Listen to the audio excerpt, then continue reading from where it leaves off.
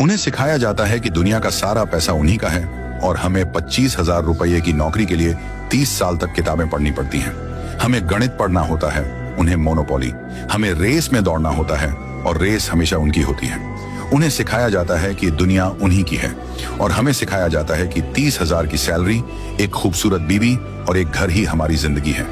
हम और आप बचपन से ही एक ही दौड़ में लगा दिए जाते हैं, सुबह से शाम तक क्लासरूम की चारदीवारी में, किताबों और इम्तिहानों में। हमसे कहा जाता है अगर अच्छे अंक लाओगे तो जिंदगी सवर जाएगी। लेकिन क्या सच में ऐसा होता है?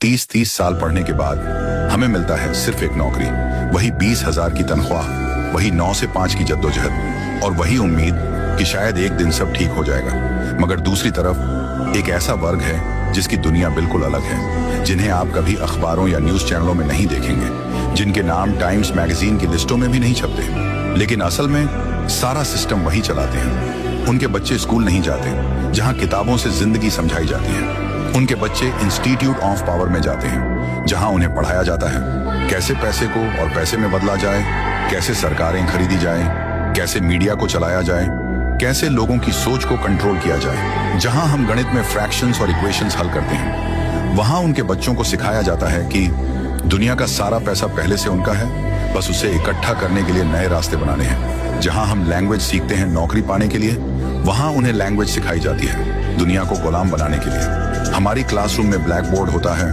उनकी क्लासरूम में बोर्ड रूम होता है। हमारे सामने चौक और डस्टर होता है, उनके सामने कॉन्ट्रैक्ट्स और डील्स होते हैं। हमारे टीचर्स हमें बताते हैं कि नौकरी करो, सुरक्षित रहो। उनके मेंटर्स बताते हैं रिस्क लो, दुनिया तुम्हारी है। हमारा सिलेबस है फिजिक्स, केमिस्ट्री, हिस्ट्री। उनका सिलेबस है मनी, मैनिपुलेशन, मोनोपोली।